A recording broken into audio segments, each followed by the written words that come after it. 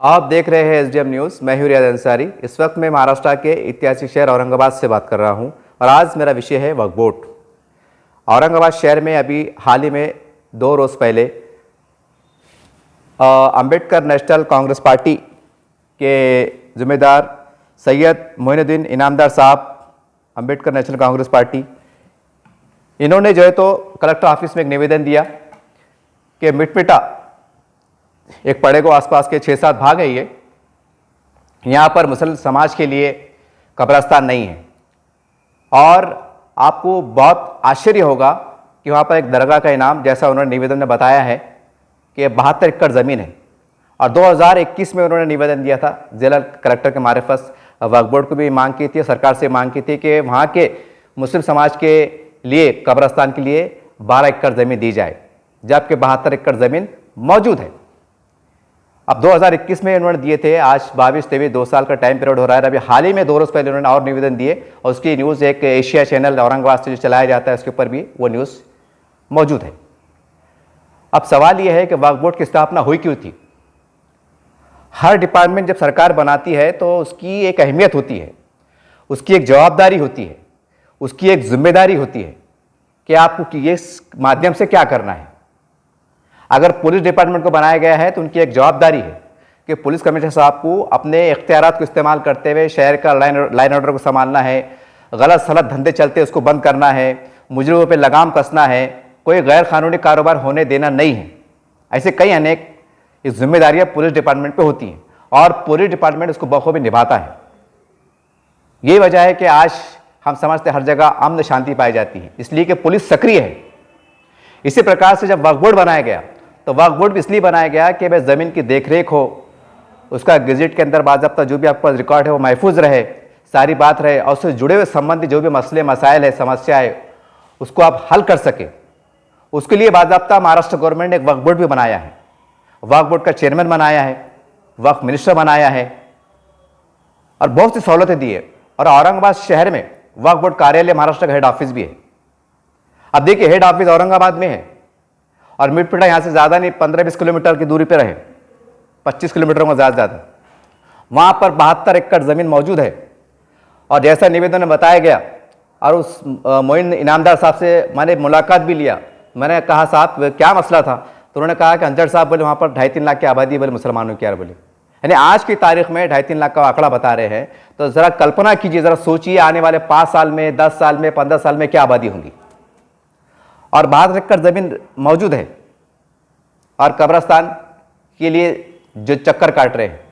उन्होंने कहा कि हमको, मैंने कहा साहब फिर आपके पास एरिया में अगर किसी की मैयत हो जाती है तो तफ्तीन के लिए कहाँ जाते हैं आप। उन्होंने कहा कि मिटपटे में एक 100 बाय 100 का छोटा सा है, बोले वो पुरता भी नहीं, बोले वो वहाँ के महल्ले के हिसाब से बोले, लेकिन हमको वहाँ से मैयत को लेकर छावनी कब्रस्तान आना पड़ता बोले, जो लगभग 7 से 10 किलोमीटर के आसपास होता है बोले, गाड़ी में बोलो पैदल बोलो जैसे भी आते बोले। और आप छावनी कब्रस्तान भी फुल होने को आया।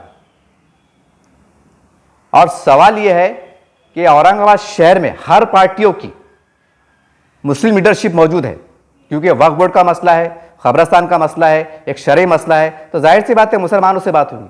वैसे तो हर लीडर से बात होना चाहिए, क्योंकि जब सेकुलरिज्म की बात करते हैं, सेकुलर की बात करते हैं, तो फिर इसमें हिंदू मुस्लिम कहाँ से आया। लेकिन चूंकि ये मामला वक्फ बोर्ड से जुड़ा हुआ है, तो इसलिए ज़्यादातर हमारी अपेक्षाएँ, ज़्यादा उम्मीदें मुस्लिम समाज के कार्यकर्ता बोलो, को सामाजिक लीडर बोलो, बड़े नेता बोलो, छोटे नेता बोलो, उनसे हमको ज़्यादा होती है ताकि वो हमारा काम कर सके। और मैं आपको एक बात और बता दूं, अभी जो रमज़ान की ईद गई, तो रमज़ान की ईद में आपको बड़ा हैरत होगी। और मेरे वो वीडियो आप थोड़ा नीचे जाके मेरे चैनल पे जाके चेक कर सकते हैं कि ईद की नमाज लोगों ने कब्रस्तान में पढ़े। कब्रस्तान में जहाँ खबरें हैं वहाँ पर खबर, बिल्कुल खबर के बीचों बीच में खड़े लोगों नमाज अदा करें, उसकी कुछ झलकियाँ मैंने कैच किया हूँ। क्योंकि ईद के दिन जब सुबह हुई थी तो मैंने हमारे एरिया में जो सुबह जल्दी नमाज होती वो मस्जिद में अदा करके मैं ईदगाह गया था, ताकि वहाँ मुझे तकलीफ ना हो। तो मैंने बराबर वो नमाज का एहतमाम करते हुए, किसकी नमाज को दुश्वारी ना हो, तो थोड़ा दूर दूर से कब्रस्तान के एरिया कवर करते हुए, तो बड़ा हैरत होंगी आपको कि कब्रस्तान में ईद की नमाज हुई, यानी कि जगह फुल हो गई। यह मैं ईद की नमाज का जिक्र मैं इसलिए कर रहा हूं क्योंकि पड़े गऊ जो जैसा बताया गया मिटमिटे के अंदर 72 एकड़ जमीन है। तो क्या वक्फ बोर्ड के जिम्मेदारों को इस चीज का एहसास नहीं है कि एक चैनल के ऊपर यह बताया गया कि ईद की नमाज काफी बड़ी तादाद में लोगों ने खबरस्तान के अंदर पढ़े। उसकी कुछ झलकियां आप मेरे एसडीएम न्यूज चैनल पे चेक कर सकते हैं। ऐसा नहीं है कि मैं किसी पे आरोप लगा रहा हूं। तो आपको एहसास नहीं है कि जब ये निवेदन में लिखा गया है कि 3 लाख की आबादी है वहां की, तो वहां ईदगाह नहीं बना सकते आप? 72 एकड़ जमीन अगर 25-30 एकड़ में आप ईदगाह बना लेते हैं, 15 एकड़ आप खबरस्तान को देते हैं, वहां पर जो है तो मुस्लिम समाज के लिए जो है तो एक स्टेडियम, खेल का स्टेडियम भी बना सकते हैं। छावनी का जो बाजार भरता है वो बाजार हम जो है तो बना सकते हैं ताकि वक्फ बोर्ड की आमदनी बढ़े। 72 एकड़ जमीन है साहब, 72 एकड़ जमीन, और हमारे पास कोई इस पर हरकत नहीं। बस एक ही रोना रो रहे हैं, बस मसाइल पे रो रहे हैं, बस रो रहे हैं। लेकिन उसका हल क्या है? जबकि हल भी मौजूद है, लेकिन हल की तरफ हम जो है तो उतनी ताकत से एक सुई के साथ मुत्तहिद होकर हम नहीं जा रहे हैं, बस रो रहे हैं। आजाद टाइम मिल रहा है, तुम्हारा नीति दबा के चल रही है, यह भी कड़वा सच है। तब ऐसे हालत में मुसलमान क्या करें? ऐसे हालत में मुसलमान क्या करें? क्योंकि वक्फ बोर्ड मौजूद, वक्फ पे जिम्मेदार लोग मौजूद, वक्फ मेंबरान मौजूद, हर चीज मौजूद, जमीन मौजूद, मुसलमान मौजूद, अगर जिंदे हैं तो नमाज पढ़ने वाले मौजूद, अगर इंतकाल हो गया तो मरने वाले मौजूद, कब्रिस्तान के लिए जगह भी मौजूद, लेकिन नहीं है। अब क्या करें? अब मैं सवाल करता हूं तमाम औरंगाबाद के तमाम जिम्मेदारों से, किसी एक से मुखातिब नहीं हूं, जरा आपने दिल पे याद रखिए, बोलिए कि वक्फ बोर्ड की 72 एकड़ जमीन मिटपेटे में मौजूद है और कब्रिस्तान के लिए जगह नहीं है। मुसलमान परेशान हो रहे हैं और ईद की नमाज होती है साल में एक बार, तो ये साल ये नजारा देखने को मिला कि ईद की नमाज लोगों ने कब्रिस्तान में अदा करे। तो क्या वहां पर एक 20-30 एकड़ में ईदगाह नहीं बन सकती? ताकि वहां के आसपास जैसा दौलताबाद का परिसर होगा या होगा आगे नए वक्त जब 5-6 लाख की आबादी हो जाएंगी, तो जाहिर सी बात है फिर वो ईदगाह के अंदर 2-2.5 लाख लोग नमाज पढ़ेंगे। एकदम सिंपल गणित है। तो वहां हमारा कोई एहसास नहीं है, बस बोल रहे जा रहे हैं मुसलमानों के साथ ये हो रहा है, जुल्म हो रहा है, हमारे परेशानियां बढ़ रही है। अरे जो परेशानियों का हल हमारे पास मौजूद है, जो सारी बातें हमारे मुट्ठी में मौजूद है, अगर हम उस पर भी खामोश इख्तियार करेंगे तो फिर जो उनके हाथ में है तो फिर वो कब मिलना अपने को? बताइए ना। तो ये क्या चल रहा है? बहुत हैरत की बात है कि इसके अंदर भी आप ये 72 एकड़ जमीन है, क्या वाद विवाद की जमीन है, क्योंकि मंदिर की जमीन है, कोई सरकारी जमीन है, कोई डिस्प्यूट मैटर है? कुछ भी नहीं है। मैंने साफ सुथरा बात किया, उनका बाकायदा निवेदन भी है, मैं स्क्रीन पे बताऊंगा आपको। वो भी रहने वाले यहाँ की है, जमीन भी मौजूद है। अब वो 2 साल पहले निवेदन दिए थे, तो सवाल ये है तो उसकी इंफॉर्मेशन वक्फ बोर्ड को नहीं हुई होंगी क्या? वक्फ बोर्ड के जिम्मेदारों को नहीं पहुंची होंगी क्या? कैसा निवेदन आया? और जब ऑफिस है तो ऑफिस में क्या आ रहा और क्या जा रहा, अगर आपको उसकी जानकारी नहीं है तो फिर वो आपका रह के नहीं रह के को मतलब नहीं आ रहा ना भाई।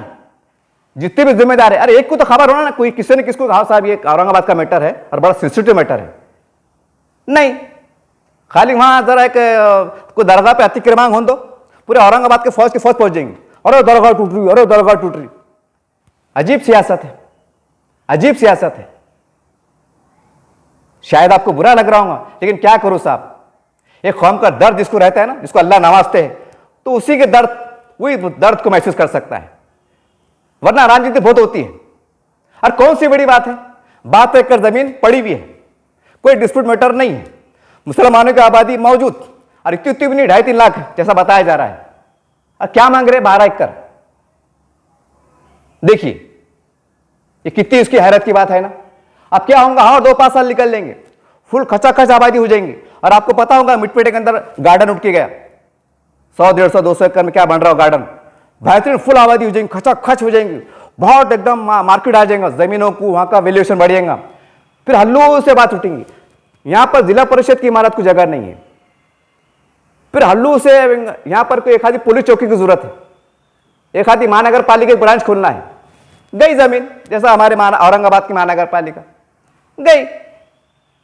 अब फिर क्या बोल रहे, वो सरकार का है, सरकार हमारे साथ ये करती वो करती, ये तो हद हो गई, ये हद होगी ना।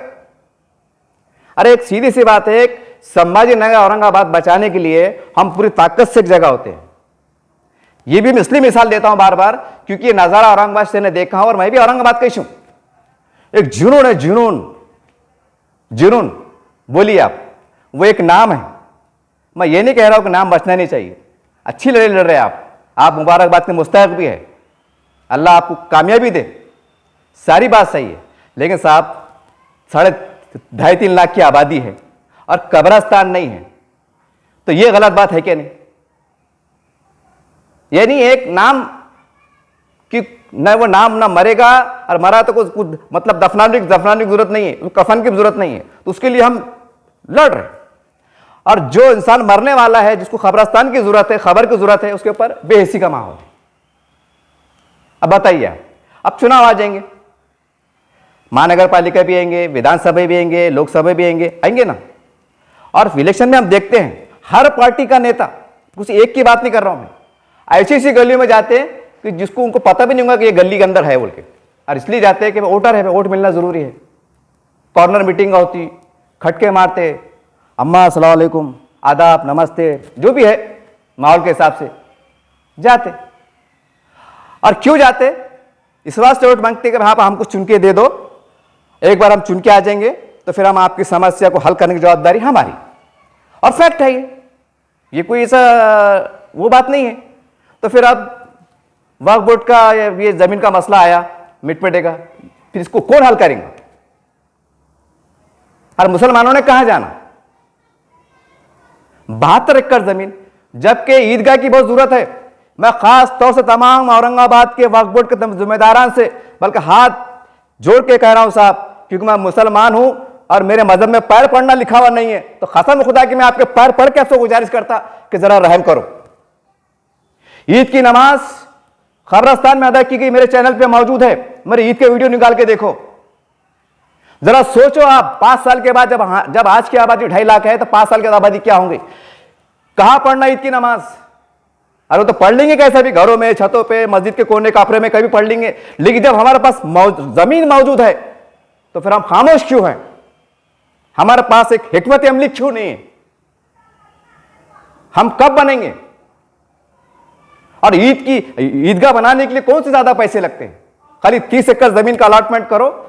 अगर पैसे नहीं भी है तो एक आम रिवाज है, मैंने खुद कई जमानों से इलेक्शन में देख रहा हूं, कब्रिस्तान को दीवार को पैसे दिए गए, कब्रिस्तान में लाइट लगाई गई, ईदगाह को लाइट लगाई गई और नाले की दीवार उठाई गई। जिंदगी का क्या हाल है नहीं मालूम, लेकिन कब्रिस्तान के वास्ते फंड आया, ये हम देखते हैं। तो ईदगाह को कौन सा फंड लग रहा?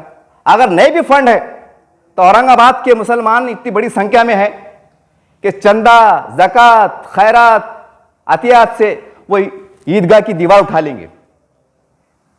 अगर पैसे नहीं है तो दीवार उठा लेंगे। मैं इसलिए कह रहा हूं कि जमीन कम से कम ताबे में आ जाएंगे ना। आज ओपन पड़ी हुई है, वो निवेदन में लिखा हुआ है। वो इनामदार सर साहब ने कहा है कि वहां पर कुछ माफिया लोग नजर है। बोले यार अंसाइड साहब, कैसा करना समझ में नहीं आ रहा। बोलिए आप, 2 साल हो गए और 2 पास से निकल जाते, फिर खुदा ना खास्ता अल्लाह ना करे कब्जे वब्जे हो गए तो फिर एक नई हेडिंग आएंगी।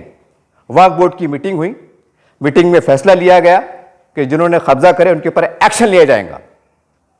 अभी 2 रोज पहले मैंने एक उर्दू अखबार में पढ़ा, एशिया में पढ़ा, औरंगाबाद टाइम में पढ़ा कि बंबई में मीटिंग हुई थी और उसमें यह लिखा गया कि आप जमीन पे कब्जा करने वाले को खैर नहीं।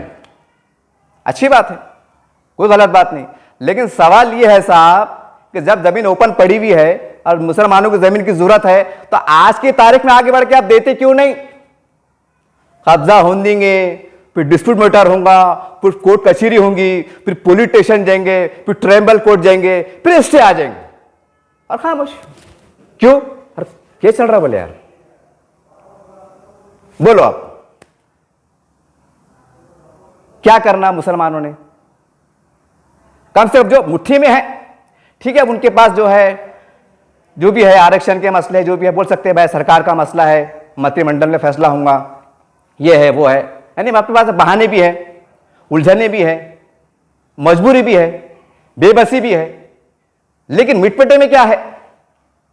ये 72 एकड़ जमीन पड़ी हुई है, 12.5 और कब्रिस्तान कैसे मांग रहे? बोलिए आप, और जब वो मार्केट बन जाएगा फिर जालना रोड के ऐसा बिल्डिंग, बड़ी बड़ी बिल्डिंगा फिर कानून में बिठा के बराबर किराया भाड़े से जाएंगी, बड़ी बिल्डिंगा बन जाएंगी। हम मुसलमान के हाथ में कुछ भी नहीं। कारोबार का सिर्फ नहीं मांग रहे कि दो भाई हम कारोबार करना है। कब्रस्तान जहां पर कोई टेंशन नहीं, एक बार चले गए ना नल की जरूरत, ना पानी की जरूरत, ना राशन की जरूरत, ना आरक्षण की जरूरत, ना नाम विवादों की जरूरत, ना राजनीति की जरूरत, कोई जरूरत नहीं। वहां के लिए भी हम लड़ रहे। और जबकि वक्फ बोर्ड बना हुआ है, वक्फ के जिम्मेदारान मौजूद है। अब सवाल है ना साहब, फिर नेचुरल सवाल है, अगर शहर के बीचों बीच में अगर इस तरह के वाकयात होंगे तो फिर मराठवाड़ा महाराष्ट्र बहुत दूर है साहब, फिर वहां क्यों कब्जे नहीं होंगे, वहां क्यों लफड़े नहीं होंगे, क्यों नहीं होंगे? आज जरा सरकारी जमीन पर कब्जा हो तो महानगर पालिका गाड़ा पहुंच जाती, उठाती, अच्छी बात है, सारी बातें हैं। तो ऐसा वक्फ बोर्ड के अंदर सा ये मसला क्यों नहीं है कि भाई महीने में एक बार, दो बार, इतने बड़े वक्फ मेंबरान है, ठीक है भाई, एक जगह अगर कोई नहीं आ सकते, मजबूरी है, सारी बात सही है, तो दो दो तीन तीन मेंबरान जो है तो एक जायजा ले। वे औरंगाबाद के अंदर फला फला बस्ती के अंदर फला फला खेड़े के अंदर गए, वहां का जायजा लिया गया, गांव का नाम ये था, गट नंबर ये था, दरगाह का नाम ये था, इनाम ये था, 17 एकड़ थी, 20 एकड़ थी, 50 एकड़ थी, वहां का जायजा लिया और फला फला जिम्मेदारान जायजा ले रहे हैं और निरीक्षण कर रहे हैं, देख रहे हैं सब सही चल रहा क्या, कब्जा हुआ क्या, हुआ तक कौन कर रहा है, क्यों कर रहा। ऐसे कोई समाचार देखने को नहीं मिलते, न टीवी पे आते, न यूट्यूब चैनल पे आते, न अखबार पे आते। हाँ, ये खबर जरूर आ जाती, वहां कब्जा हो गया तो उसके ऊपर मीटिंग हो जाती। ये तो कोई बात ही नहीं हुई। अगर वही 72 एकड़ जमीन किसी बड़े लीडर की, जितने भी है, उनकी रहती थी तो क्या आप छोड़ देते? नहीं, आप प्लान करते। 72 एकड़ का गठ है, कैसी कॉलोनी बसाएंगे, कैसा शॉपिंग मॉल निकालेंगे, कैसा क्या करेंगे, कैसा नहीं करेंगे, प्री प्लान करेंगे, 2 पैसे की आमदनी कैसी बढ़ेंगी, बैंक से लोन कैसा लेंगे, कर्जा कैसा लेंगे, लगे वसीले करके, ये कोशिशें रहती। और सही बात है, एक अगर 20-30 का प्लाट किसका सिटी में है तो वो भी सोचता है मेरी इस प्लाट की वैल्यूएशन 20 लाख की है, मैं 10 लाख लोन लेके बिल्डिंग बना के किराए से दूंगा, 2 पैसे की आमदनी शुरू हो जाएंगी। और यहाँ लाखों करोड़ों की जमीन पड़ी हुई है, कोई प्री प्लान नहीं। और औरंगाबाद की एक और एक मिसाल दे दूं मैं, आस्तिक कुमार पांडे साहब जो महानगर पालिका कमिश्नर हुआ करते थे, तो जकात नाके पे उन्होंने पेट्रोल पंप शुरू करे, एक पेट्रोल कंपनी से मिलके पार्टनरशिप में महानगर पालिका ने खुद का पेट्रोल पंप डाली। आप बोले वो कमिश्नर साहब, उनको तनख्वाह है, गाड़ी है, घोड़ा है, बंगला है, हर चीज की एक सहूलत है और इतने मसाइल है, पूछने की बात नहीं। महानगर पालिका में तो 24 घंटे मसाइल से अंबार पड़ा रहता है। उस हालत में भी वो कमिश्नर साहब पेट्रोल पंप डालते हैं, ये सोच के डालते हैं कि महानगर पालिका को आमदनी होंगी। सलूट है ऐसे अधिकारी को। और हमारे पास वक्फ बोर्ड की जमीन मौजूद नहीं, हाईवे पे नए पेट्रोल पंप नहीं डाल सकते, कोशिश नहीं कर सकते। मैंने कई बार बात किया वक्फ बोर्ड के अंदर, बोले नहीं अंसार साहब वो कैसा है, वक्फ का कानून ऐसा है, बोले वो मंशा वक्फ है, ये है वो है, ऐसा मतलब बहानेबाजी। अरे बाबा, जब इतने तुम बारीकी से बता रहे हैं कि भाई ये ऐसा कानून नहीं है या मंशा वक्फ है, तो फिर ये धांधलियां हुई कैसा? ये कौन सा मंशा वक्फ थी, ये कौन सा वह एक्ट था, ये कौन सा कायदा था? तो जैसा वो कायदे से हुआ, कायदे में बिठा के हुआ या जो भी हुआ, वो तो जांच का विषय है, तो यहां भी करो ना भाई। और नौज बिल्ला माज़अल्लाह वक्फ का कानून क्या कुरान की आयत है? नहीं, नुक्ता भी बदल नहीं सकते। अरे नए हालात है, नए हालात में मुसलमानों की जो जायज जरूरतें हैं हम थोड़ा तरमीम करके, ताकि उनको भी फायदा पहुंचे, गवर्नमेंट की आमदनी में इजाफा हो, वक्फ बोर्ड की आमदनी में इजाफा हो, जी और जीने दो। नहीं कर सकते, लेकिन नहीं, क्योंकि यहां मामला कैसा है, मैं बहुत खुल के कह रहा हूं साहब, वक्फ बोर्ड आया बोले तो देने की बात है, लेने के शार्ट नहीं। बाकी हर मामले में आप बोलने की जरूरत नहीं आपको। लेकिन यहां कैसा है कि वक्त भी जाता, जान भी जाती, माल भी जाता, लेकिन यह एहसास नहीं है कि यार वो यतीम, गरीब या सिर्फ कितनी दुआएं मिलेंगी। वो बुजुर्गान दीन के इनाम, अल्लाह के घर का इनाम बहुत बड़ा मर्तबा है साहब, बहुत बड़ा मर्तबा है, मामूली बात नहीं है। और ऐसा भी नहीं ना भाई, आप कुर्सी पे बैठे हुए हैं, सारे इख्तियारात, सारे मुराद आपके पास मौजूद है, आने आने के लिए गाड़ी, घोड़ा, ये वो है। अब हमको जज्बा है, जुनून है, लेकिन कुछ नहीं है, क्या करूं? काश अगर मैं वक्फ बोर्ड में रहता था तो कानून में बिठा के ऐसा काम करता था कि कौम का भी फायदा हो और गवर्नमेंट का फायदा हो। जैसा लालू प्रसाद यादव ने एक बार जब एक सुनने में आता था रेलवे घाटे में लालू प्रसाद को बोलते थे क्या आदमी पढ़ा लिखा आदमी नहीं, वो आदमी ने रेलवे को मुनाफे में चला के बताया, इतिहास उठा के देख लो आप। और हमारे पास इतने लोग हैं, इतने लोग है अंदर मेम्बरान, एक नहीं ना साहब, कई लोग हैं ना, फिर ये एहसास क्यों नहीं होता? क्यों ऐसे मीटिंग बुलाई नहीं जाती कि भाई फला गांव के अंदर एक जमीन है? अरे ट्राई तो करो। मैं तमाम वक्फ बोर्ड के जिम्मेदारों से कह रहा हूं, मैं आपको झिझोड़ रहा हूं, आप ट्राई नहीं कर सकते? एग्जाम्पल दे रहा है, एग्जाम्पल। औरंगाबाद में जमीन 20 एकड़ है, मीटिंग लो भाई, 20 एकड़ जमीन है, ऐसा ऐसा है, कोई कारोबार करना चाहता क्या? क्या मसला है, क्या करेंगे क्या नहीं कर सकते। ट्राई करने में क्या जाता? और कौन से पैसे लेकर मीटिंग को? 1000 रुपए देंगे चाय पानी बिस्कुट में, और उससे ज्यादा क्या होगा? आइडिया तो मिलेगा, हाँ यार ये अपन ऐसा भी कर सकते। जब वो ऐसा बोल सकते तो अपना डिपार्टमेंट भी कर सकता, क्यों नहीं कर सकते? ये तो कोई बात ही नहीं हुई। और मेरे तमाम जो हमारे इस्लामी जमातों के जिम्मेदारान हैं, उनसे भी मेरी अदबन गुजारिश है, ये देखिए साहब, आप पूरे हिंदुस्तान में बड़ी कामयाबी के साथ मदरसे चला रहे, बहुत अच्छी बात है, आप अंबिया के वारिस हैं, आपका मर्तबा बहुत बुलंद है। आपसे भी गुजारिश है कि बताया जाता है कि गवर्नमेंट को फंड नहीं है, स्टाफ की कमी है, ये सारी बातें हैं, लेकिन आपसे भी गुजारिश है, बड़ी दर्दनाक गुजारिश साहब, हमारे पास ज़कात का, चंदे का, खैरात का, सदक़े का, आतियात का निज़ाम मौजूद है। आप क्या करें साहब? 2 कदम आप बढ़ जाइए, एक हिकमत अमली की तरह आप बढ़ जाइए, गवर्नमेंट को बोलिए आप क्लियर करो, हम बोर्ड लगाते, तार फेसिंग हम करते, कुछ कारोबारी अंदाज से आप भी आगे बढ़ो, ताकि दीन का भी फायदा हो जाए, दिन के साथ दुनियादारी के एतबार से कुछ गरीब मुसलमानों को रोजगार का फायदा मिल जाए। अरे ये मुमकिन है साहब, ये मुमकिन है, ये बहुत मुमकिन है। मैं तो चैलेंज करता हूं, शायद आप बोल रहे होंगे दीवाना पागल है, वक्फ बोर्ड की जिम्मेदारी मेरे को दी जाए, मुझे बनाया जाए चेयरमैन, मैं बताता हूं कैसा वक्फ बोर्ड मुनाफे में चलता, मैं बताता हूं। और खास बात तो ये रहेंगी कि गवर्नमेंट से मैं 1 रुपया नहीं लूंगा कि गवर्नमेंट मदद करो, ऐसे ऐसे फाइनेंसर खड़े करूंगा, जिए और जीने दो, तुम भी कमाओ, वक्फ बोर्ड भी कमाएगा, वक्फ बोर्ड को फायदा और आपको फायदा पहुंचेगा, कानून के दायरे के अंदर रह के मैं चला के बताऊंगा आपको। मैं चैलेंज करता हूं, मैं औरंगाबाद शहर के तक बताता हूं, बाहर का छोड़ दीजिए, जो मैं आंखों से देख रहा हूं, मैं चैलेंज करता हूं, मैं चला के बताऊंगा आपको। जब मेरे जैसा आदमी, एक पैदल आदमी, एक छोटा मोटा यूट्यूब चलाने वाला आदमी इतना शौर रखता है, इतनी सलाहियत रखता है, तो जो कुर्सियों पर बैठे हुए, तो आप क्या कर रहे हो साहब? आप क्या कर रहे हो? आपकी कौन सी मजबूरी है? बड़े दर्द के साथ आपको आवाज दे रहा हूं। आप तो शायद मेरे वीडियो सुन के हंस रहे होंगे, लेकिन याद रखिए कल यौम आखिरत का मुकाम रहेगा, क्योंकि यह मामला इस्लामी है, ये शरई मसला है, दुनियादारी वाला मसला नहीं है। तो हो सकता है कि अल्लाह ताला इस आवाज को तुम्हारे सामने एक हायल कर दूंगा। एक दीवाने को मैंने सदा लगाने पर मजबूर किया था, मैंने उसे हिदायत दिया था कि बोल, और पहुंचा तेरी आवाज, तेरे दर्द को पहुंचा, मुसलमानों के दर्द को पहुंचा। उस पागल ने, उस दीवाने ने तुम्हारे तक वो आवाज पहुंचाया था, तुम क्या कर रहे थे? वहां कोई बहाना चलने वाला नहीं, यहां चल लेंगे।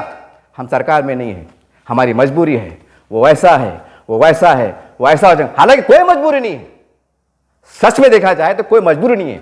वक्फ बोर्ड का आजाद इदारा है, गवर्नमेंट के अंडर चलने वाला। वक्फ मेंबरान भी मौजूद है, जमीनात भी मौजूद है। तो हम क्या अंडरस्टैंड नहीं कर सकते मुतवल्ली से मिलके? मसला खाली पैसों को चाहता ना, फायदे का आता, यानी फायदे पे मामले आगे बढ़ते ना, चाहे गलत या सही। तो हम एक प्री प्लान नहीं कर सकते कि ठीक है भाई हम आपको 2 फायदे का फायदा पहुंचाएंगे, वक्फ बोर्ड को पहुंचेगा, गरीब मुसलमानों को हम कुछ काम करेंगे, कर सकते ना। अक्सर हमने देखा है कि जमीयत उलमाए हिंद के जिम्मेदार, जब जलजला आता है, जब तूफान आते हैं, तो आप हमने देखा है मीडिया के माध्यम से हजारों लाखों घर बना के देते हैं आप, जो चंदा ज़कात जो अतियात लोग आता आपको देते हैं, आपके हवाले करते हैं, तो आप उसके अंदर बिला लिहाज मिल्लत, चाहे हिंदू हो, सिख, जो भी मुसलमान हो, दलित हो, आप गरीबों को मकान बना के देते हैं जो तबाह हो जाते हैं जलजले में या सैलाब में। मैं आपसे पूछता हूं, बड़े एहतराम से पूछता हूं, क्योंकि आपका शुमार उलमाओं में आता है कि मुसलमानों का एक बड़ा तबका बेरोजगारी की सैलाब की जद में है, तालीम की कमी की जद में है, जहालत की जद में है, गुर्बत की जद में है, मायूसी की जद में है, तो क्या हम इसमें चंदा नहीं कर सकते? क्या हमारे पास कोई ऐसा लाएमल नहीं हम तैयार कर सकते कि भाई हम कुछ ज़कात खैरात से टीनों का मकान क्यों ना हो, गरीबों को बना के दे और एक अच्छे कानूनी अंदाज से एग्रीमेंट करे और जमीन का खाली भाड़ा वहां जाए।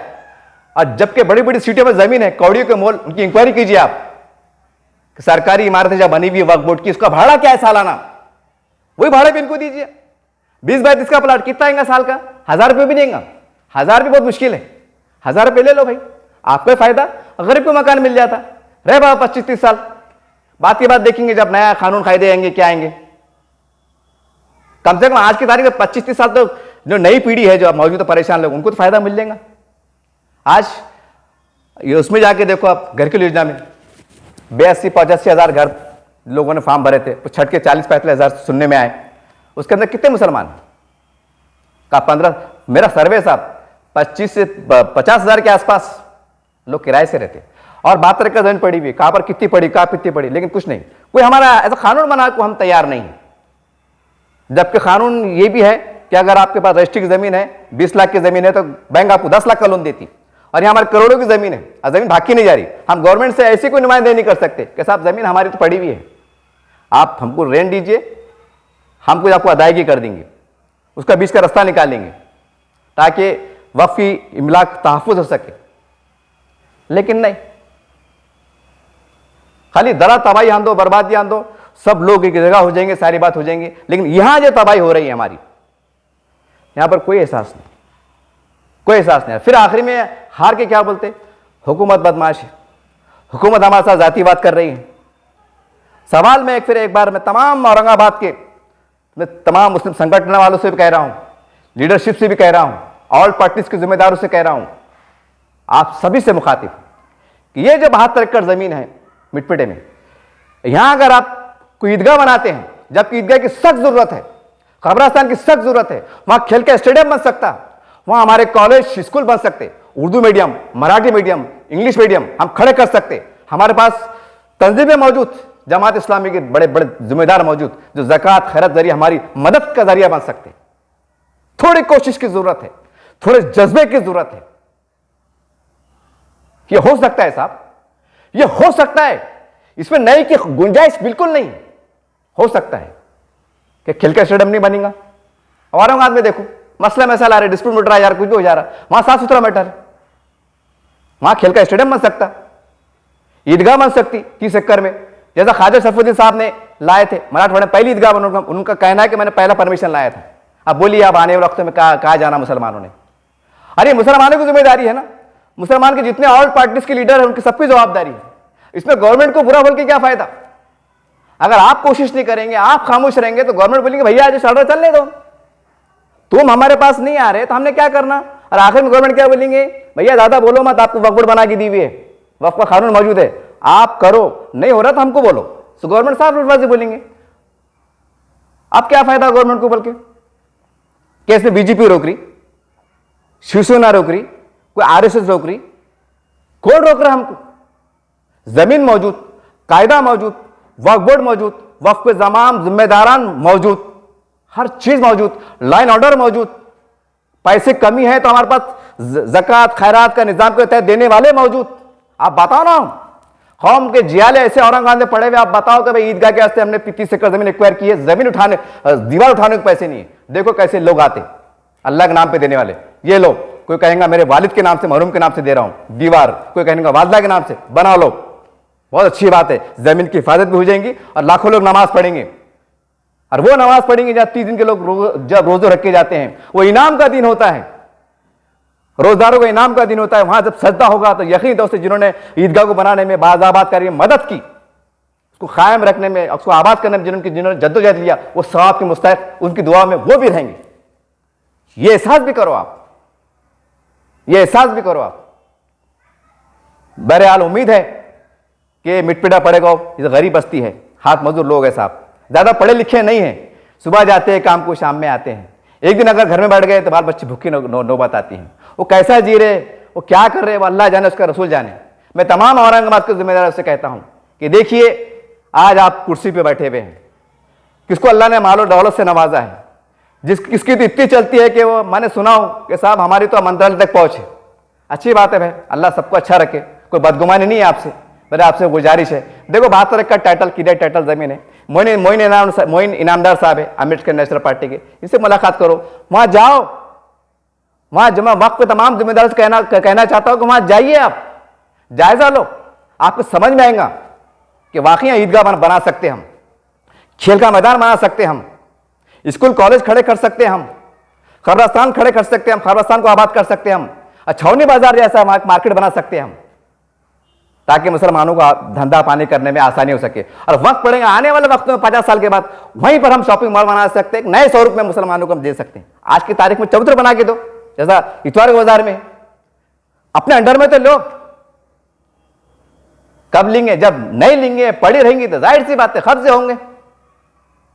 फिर ये बोलेंगे यार हमको क्या मालूम था, हमको क्या मालूम था, उन्होंने तो बोलना था, बताना था। तो मेरा एक ही सवाल है कि वक्फ बोर्ड के तमाम जिम्मेदारान, ये जब पेपर में बात में आती है, चैनल पे बात में आती है, निवेदन आता है, तो इसकी कॉपी आपको मिलती होंगी ना, कि कलेक्टर साहब ऐसे अपने लेके अपने टेबल पर रख लेते होंगे, जान दो भाई मेरे पास आई तब उधर भिजाना नहीं, रिमाइंडर भेजते होंगे ना, भाई क्या मसला है, जमीन है कि नहीं है, कि डिस्प्यूट है कि सही है, जरा चेक करो। कुछ ना कुछ तो खत खिताबत होती होंगी ना सरकारी सतह पे।